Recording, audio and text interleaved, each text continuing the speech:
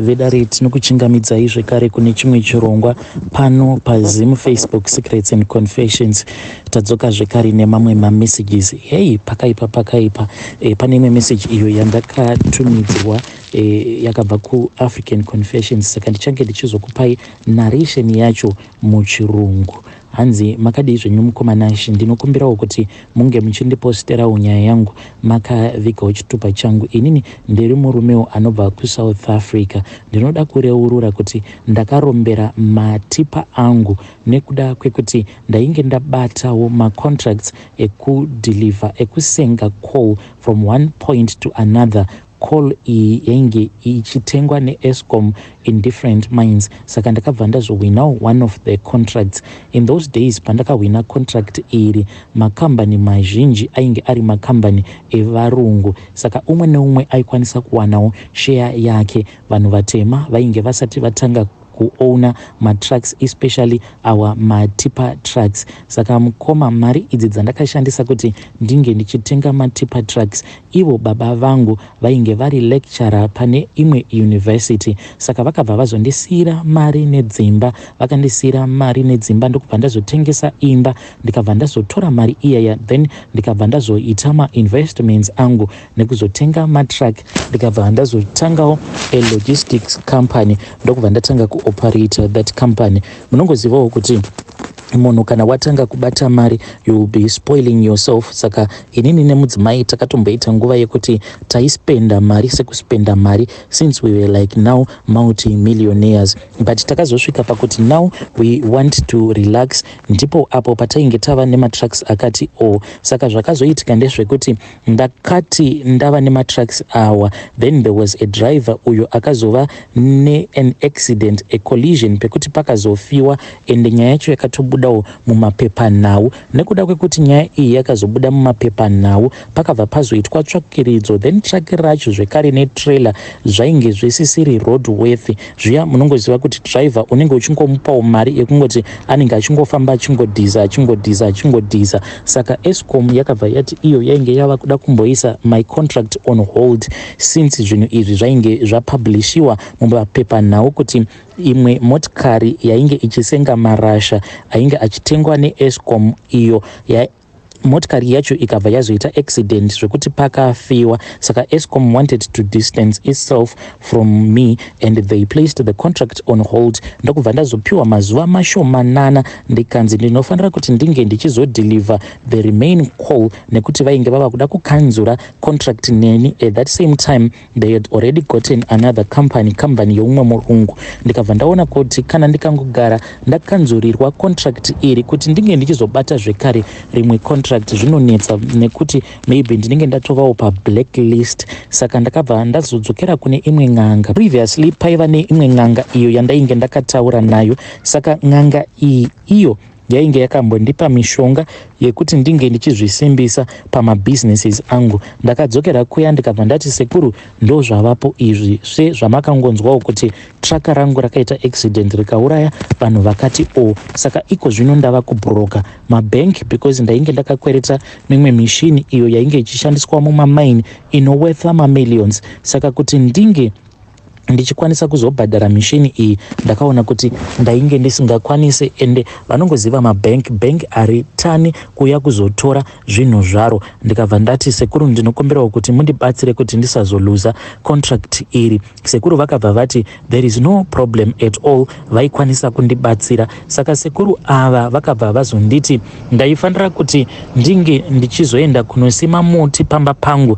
Muti uyu wandinenge ndasima, muti iwoyo ndo painge pachazogara zvikwambo zvangu izvo zvavainge vandipa. Vakabva vanditi zvikwambo izvi zvichange zvichizorarama neropa. Vakanditi zvikwambo izvi after each and every 2 years zvikwambo izvi zvinenge zvichida ropa. Saka ndakabva ndanzi kana ukakwanisa kuzopota uchipira neropa at least revanhu vasina dzinza newe, especially kana ukakwanisa kuzowana vanhu ava vatinoti mabvakure vanenge vasiri vemuno muSouth Africa, aiwa kana ukakwanisa kudaro mweya yavo haizombofi yakanetsana newe. Saka mukoma zvandainge ndava kuita ndezvekuti makore iwayo ndo pakatanga kuuya vanhu vazhinji vainge vachibvawo kuZimbabwe, vamwe ndo vainge vachibvawo kuna Malawi, but vazhinji maforena vainge vachibva kuZim. Ndakabva ndatenga prazi iri randakatenga mukoma rainge riri mukati muchakasara maiva nemamwe maprazi evamwe varungu.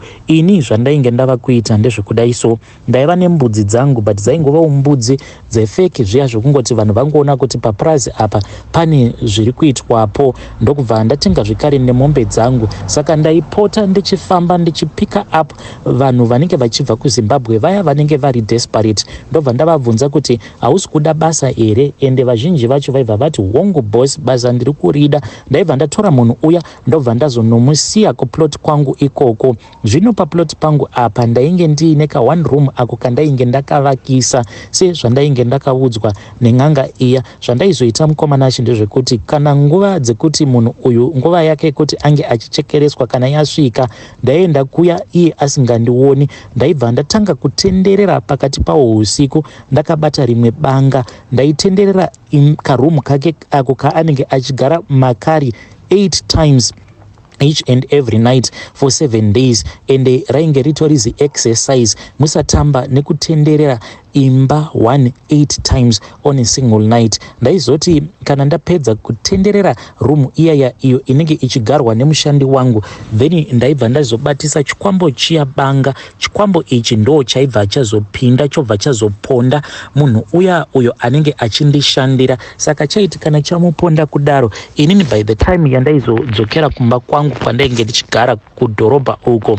then ndaibva ndazoona kuti pamba pangu panenge paine bucket rinenge rakazara ropa. Kana ari mabhaket awa ndakamatenga ma20 liter buckets ndichamatenga zvekare, nekuti ndainge ndisingatendedzwe kushandisa bucket rimwe chete ruviri, ende raizara ne20 liters yeropa. Ndaiti kana ndasangana nebhaket riya iro rinenge rakazara neropa zuva rechinumber 7 pandinenge ndichibvako kumhiko dzangu kuprazi kwangu uko, ndaibva ndatora bucket riya ndobva ndanodiridzira muti wangu uya. Zvino zvakazoitika mukomana ndezvekudai so pane umwe murume uyo wandakazongopika up, but murume uyo wandakapika up ainge ari iye nemudzimai wake. Izvi zvainge zviri zvinhu zvandainge ndisina kumbogara ndakaita. Ndakabva ndazovatora ndokubva ndazonovasiya kuprazi kwangu. Vanhu ava mukoma handizivi kuti vaichengetwa nemadlozi avo here kana kuti vaichengetwa naMwari wavo, because ndakati ndichazama kuvauraya but zvakati netsei kudzamara vachizofa zvavo. Vanhu ava vakati vafa sezvandainge ndichigara ndichiita, ndaitodana mapurisa veforensic vobva vatouya. Ndobva ndatoti ndikuda kuti pange pachiitwa a post-mortem. Zvekare post-mortem payaitoitwa yaisaitwa nenzira kwadzo, sezvo vanhu ava vainge vachibva kuZim plus nemishonga kazvinhu zvacho zvaisazombobuda nenzira kwazvo. Zvaingonzi vanhu ava vaurawa nekuda zvaingonzi vanhu ava vafa because of natural causes, but ndaiziva kuti chikwambo changu ndo chinenge chauraya. Saka panguva iyoyo zvinhu izvi pazvakaitika zvekare, vanhu vaya pavakafa vakabva vazoendeswa kumochwari ndokubva vazoendeswa kunyika kwavo. Mukomana ashe ndakabva ndazotanga kuona gudo, ndakaona chitsoko paprazi pangu ipapo ndakaona tsoko. Zvino nerimwe zuva mukoma takati tichibva kumhiko dzedu inini nemudzimai wangu tirimo mumotikari tikabva taona zvekare imwe tsoko. Saka ndakabva ndazodzokera zvekare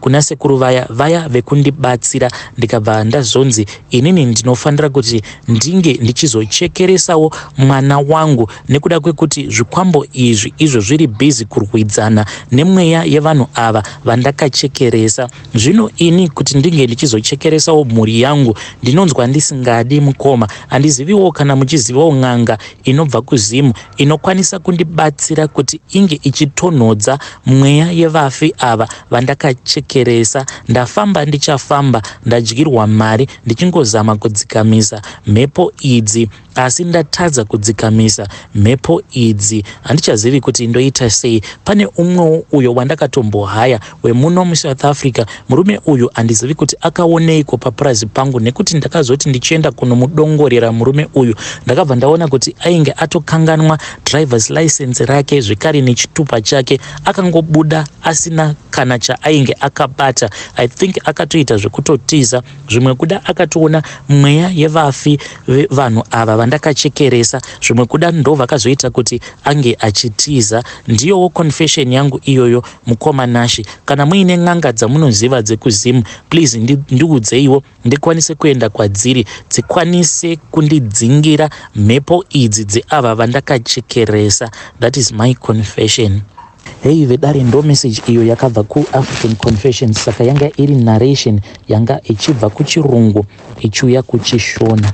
Zvakangooma hazvo veduwe. Wakamboshandawo here pamba pekuti uchisvikapo unyatsodzwa kuti ya pamba apa pari kurema? Ndarangarira imwe nyaya yandakamboudzwa nevamwe mama vakati mukoma Nashi pandakapinda muno muSouth Africa vaiti murume wandakamboshandira ainge achipinda chechi yaya yeZCC, hanzi zvaitika pamba pacho zvaityisa. Kana wakamboshandawo pamwe pamba pekuti unoona kuti ya panapa there is something that is very wrong, please come and share with me your own story. My best friends awa, pane imwe message iyo yandakatumidzirwa ichibvawo kuna Bestie. Hanzi makadi zvenyu mukoma Nashi, inini ndinoda kureurura izvo zvakakonzeresa kuti ndinge ndichizodanana nemurume waBestie wangu. Nanhasi ndinomuda Bestie wangu kamunin'ina kangu chaiko, but murume wake anondiitira ende akandinakira mukoma zvekuti nanhasi uno whenever I look at my husband I always compare him kumurume waBestie wangu. Zvakaitikawo mukoma Nashi ndezvekuti isusu sevanhukadzi tine timewo dzekuti kana tichiexperience maproblems mumamarriages edu tinenge tichishare. Saka handizive kuti what was going on at that time. Izvi zvakangoitikawo tichangotanga kuuya muno muSouth Africa, takangouya tose nevarume vedu at the same time, but inini ndakazorambana nemurume wangu wekutanga. Now ndigere nemurume wandakazosangana naye muno muZim. A lot of stuff happened mukoma Nashi, ndichazokuudzai zvangu, but at that time takati tigere tose kudaro tainge tichingogara in the same location, not kure nakure. Tainge tichitoda kutogara pasame house, but ivo vakazowana imba somewhere else. Saka zvaainge ava kuita ndezvekuti ainge ava kundiudza everything that was going on. Iye habi wake amene kuti nhengo yake yaita sei at that time, but yaitoramba kutomira. Akaita about 3 months if I can still remember asingazivi chinonzi munhurume. Saka ndakatanga kungomupawo maadvice ndichimumudza kuti ndakanzwa kuti kana ukanwa chakati zvimwe kuda zvinokwanisa kukubatsira. Ndo panondivhekisa ipapo mukoma, because pandakazonoataka murume waBestie zvandakaona mukoma usiku hwacho ihwohwo ndakangorara ndichingoshandurwa mukoma Nashi. Zviya zvandainge ndakaudzwa naBestie kuti hakuna chiri kubudako zvakatondinetsa. Kana iye murume waBestie akatondibvunza kuti iwe what is going on with you, because kana mukadzi wangu your friend handina kana kumbogara ndakakwanisa kuita about 6 rounds naye, vaingogumira muma3 rounds, but inini nemurume waBestie wangu takasvika kuita marounds akati one day on the same night. Saka the way yandakazoattracta murume waBestie ndakangotanga kungoita majokes naye, ndichingojoka ndichiti ako iwe why uri kuuraya best friend yangu nenzara, manje achazopedzisira ava kurara nevamwe varume. Saka iye he got so interested apa ainge aine stress dzekuti ko ndozvaakakuudza izvozvo kuti ari kuda kundiurira. Ndikati no, haana kumbondiudza kuti ari kuda kundiurira, but isusu vakadzi ndozvatiri, kana tikashaya bonde mumba tinozogumisidzira tava kuritsvaka bonde iri kunze uko. So the guy akazongoramba akati kwati neni ndichingomudza a lot of stuff about us women. Kudzamara ndazoti iwewe is it true kuti nhengo yako haisi kushanda? Akati zveshuwa haisi kushanda. Ndikati is it not because Bestie wangu uyu maybe anombopota achikutuka? Akati zveshuwa anotombondituka, but akazotanga kundituka mushure mekunge aona kuti nhengo yangu haichashandi. Ndikabva ndati I want to try you out mukoma. Ndakaita zvivhindi zvekunyenga murume waBestie wangu.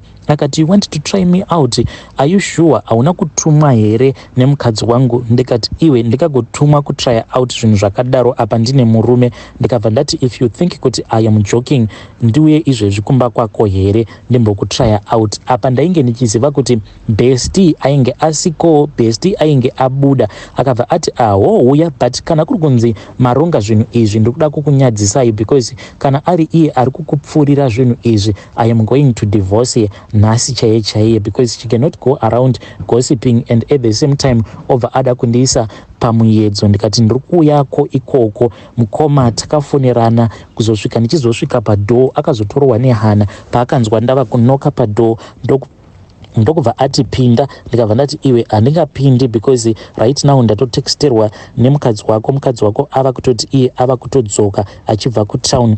Iye akabva ati, saka what are we going to do? Wakamirapo panze. Ndikati ndikuda kungoibata, I just want to feel kuti zveshuwa hapasisina, hapana. Then iye akabva ati, alright, but uchaibata sei uri panze? Ndo pandakangopinda zvishoma mukoma, ndikabva ndikabata.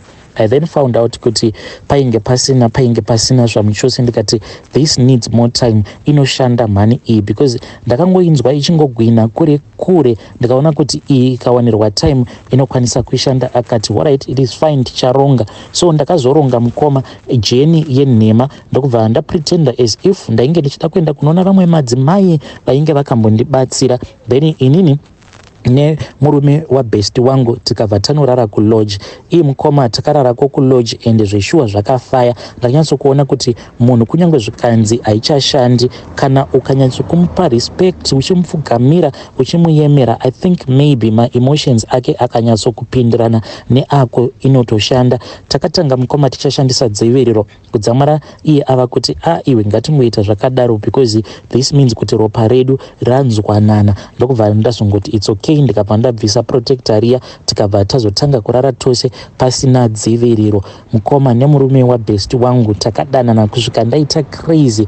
I will never repeat that mistake ever again. Baba vekwangu, my first man, yes, I knew kuti aiva nemaproblems ake, ainge akambondihurira kahwani, but now it was my time to revenge him. Manje pandakangowanawo mukana wekuti murume waBestie anombonyepa achiti ari kuenda kubasa, otouya kumba kwangu, ndakabva ndatanga kutrita murume rough zvekuti kana ega akasvika pakuti I can now see kuti hauchandidi. Ndikati nyangwe yawagaya ndo yandichatongoita. Iye akabva angoti handichadiwo nezvako. Ndikatiwo nezvakowo handichadi. I then moved out mukoma ndichinyatsokuitira kuti ndiwane time nemurume waBestie. Ko ndainge ndava kutozviudza kuti Bestie wangu ndava kutomudhingura, but mukoma varume ava vanokunyengera. Ndakatozviputsira marriage yangu, then iye haana kuzorambana nemukadzi wake. Mukadzi wake akazotanga kuuya kwandiri akati, hamenewo kuti chii chakazoitika baba zvinhu zvavo.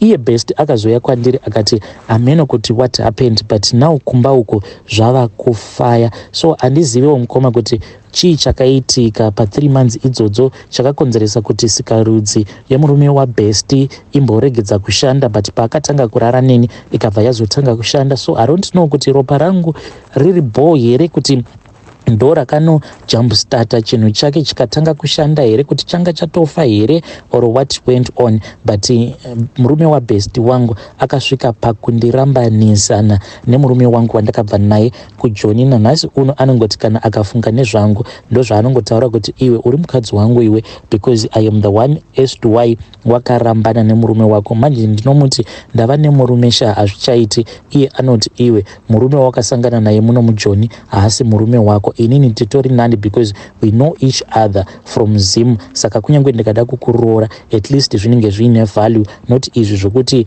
wangosangana negandanga kuhondo otozviudza kutoti murume wangu chii, I am your husband after your husband. So ndo mamwe emashoko awo andinoudzwa nemurume waBestie wangu. Nanhasi uno tinotombofonerana mukoma tichitotaura nyaya dzekutoti ndega ndinozotosvika pakunzwa kuti panapa ndava kutombomuda padhuze, but I am controlling myself. Handichadi kuramba ndichishandiswa, even though I have strong feelings for him. Vedare ndo message iyo yandakatumidzirwa ichibva kuna vahanzvadzi vedu. Hanzi ndakazojumpstarta chii chake. Zvakangooma hazvo vedu we, asi ndo confession yaBestie. Kana uina bestie wako wawakaitirawo makuna zvekare, kana uina bestie wako akakuitirawo makuna, it doesn't matter kuti uri murume kana kuti uri mukadzi, please come to my inbox and share with me your own story.